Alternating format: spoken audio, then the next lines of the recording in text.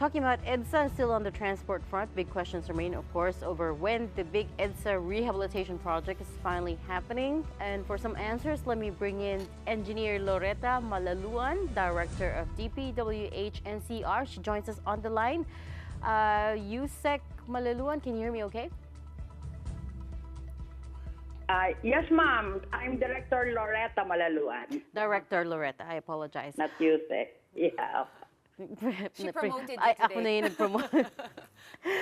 Anyways, we brought you in tonight because si DPWH Secretary Manny Bonoan was interviewed by our sister program with DJ Chacha and Ted Filon yesterday, and he said that yung EDSA bus rehabilitation program should start between mid to late March.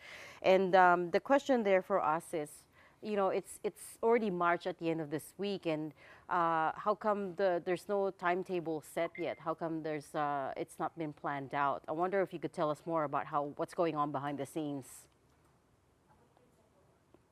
Actually po, yes, we will rehabilitate EDSA. We will have 15 segments along southbound and 1 segment sa northbound po. We are still coordinating with the utilities, like the water lines and yung mga telco po, and yung Meralco. With regards po dun sa utilities, that will be affected by our project. And nag-walk through po sila the other day para ma-identify po nila saan-saan nakalocate talaga yung kanilang mga utilities, and also they provided us copies of their as-built plans. And tomorrow we will have a meeting with the OTR with regards naman po sa busway. Kasi po tulad na nasabi ni Secretary Manny Bonoan, we will start po ang trabaho along the busway po, sa inner lane. Nung una po kasi nabanggit namin na we will start sa outer lane, pero dahil nga po ito po ay doon natin ilalagay yung drainage system po natin, kaya marami po maaapektuhan na mga utilities natin, kaya po mas together with the MMDA, we agreed na dito po sa bus lane mag-start while we will be coordinating with DOTR. May meeting po kami bukas. So let me see if I got this right, Director. The EDSA rehab project will start in the inner lanes of the busway southbound. Yes, correct? po. So southbound, inner lane, yes, po, busway. Correct. Okay. Next question is, when will it start?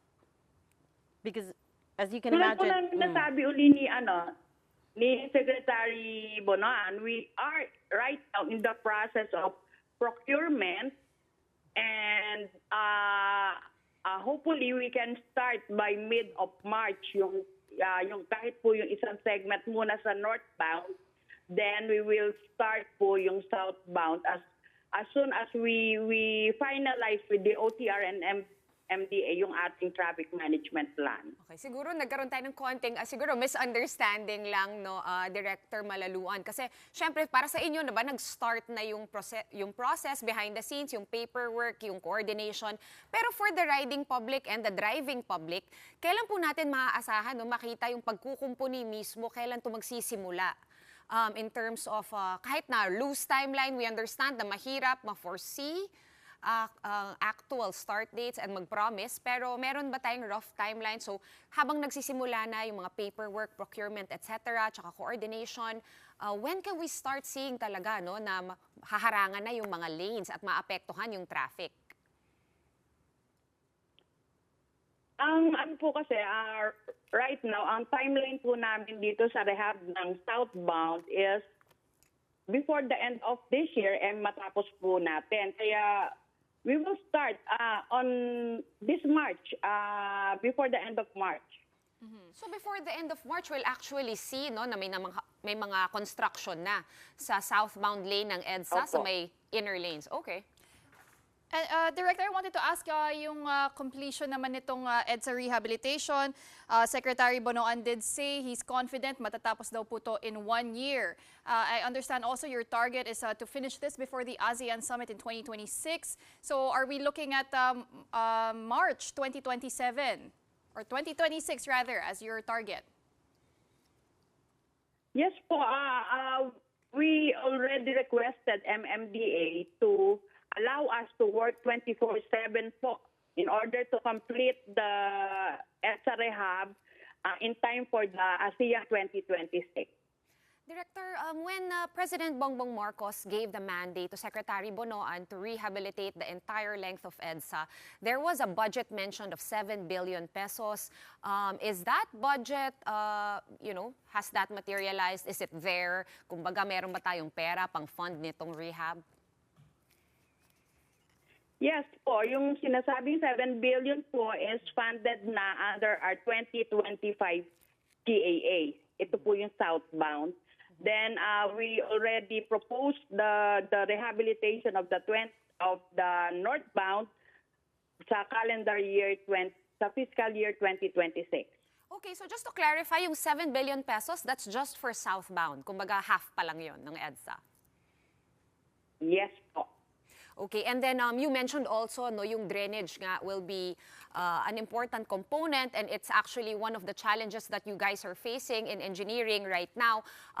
Can you clarify for us, kasi nung nagkakaroon ng sunod-sunod na baha no, last year, ang understanding namin, and based on our interview rin with Secretary Manny, ang sabi niya, this is now under the MMDA's mandate, right?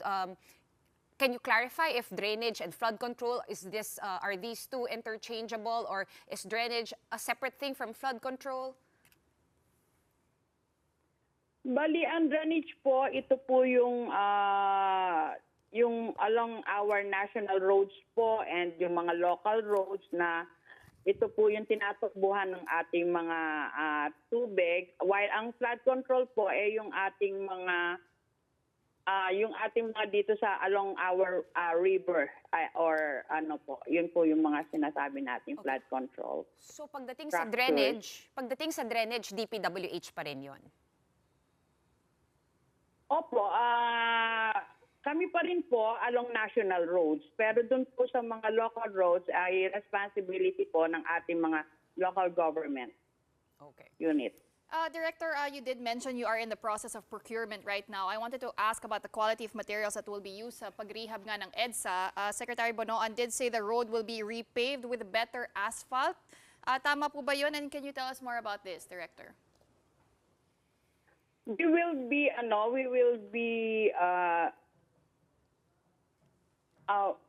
We will have a new concrete road dahil po tatanggalin natin yung dati nating concrete.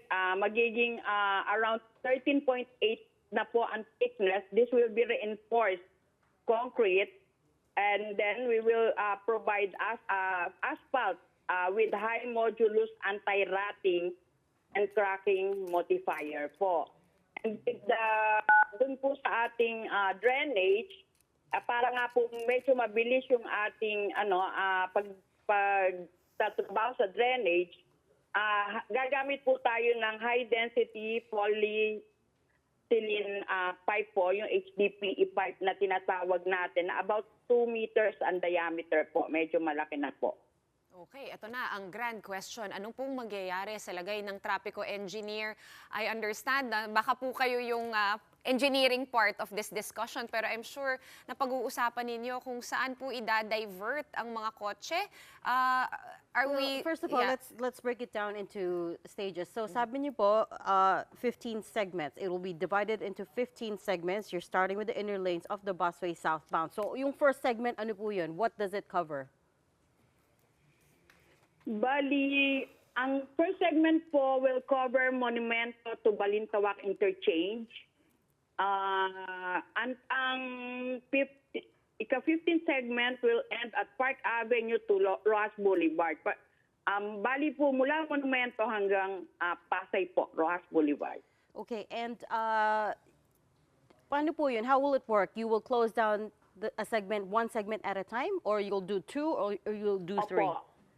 One segment at a time. We will do a lane at a time po. Ibig sabihin, the inner lane most, which is the busway po, we will start with the busway, pero may mga exempted po muna tayo na i-gagap namin. Ito po yung mga bus station na kung saan po ay makakapasok pa rin ang buses doon at least one bus doon sa bus station para po makasakay yung ating mga sumasakay po ng bus. Pero ang linya po nila ay doon sa second lane habang sarado po yung bus lane, pero magiging shared lane ito. Ibig sabihin, ayun nga po ang pag-uusapan namin with the OTR tomorrow. Okay. Nako, it sounds like it's gonna Yun ang cause... proposal namin.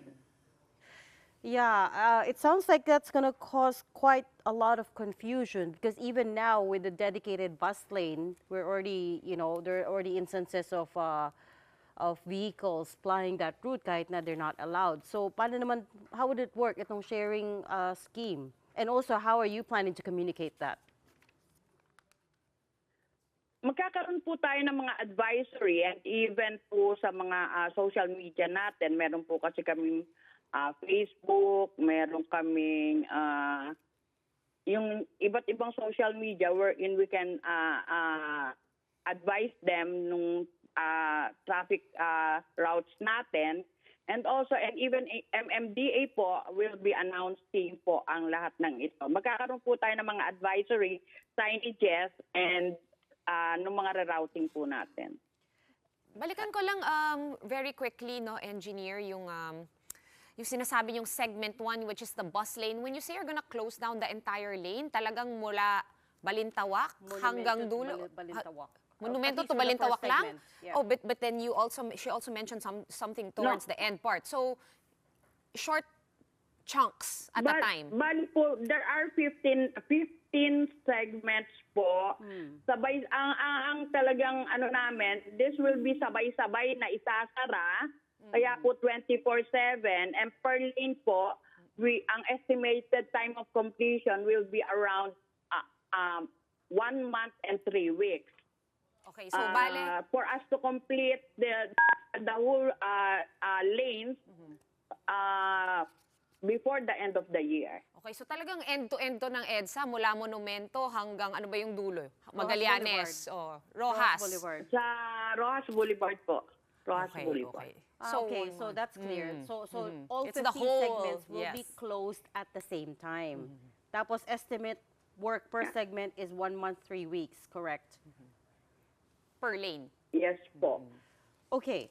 Per lane po. Per lane.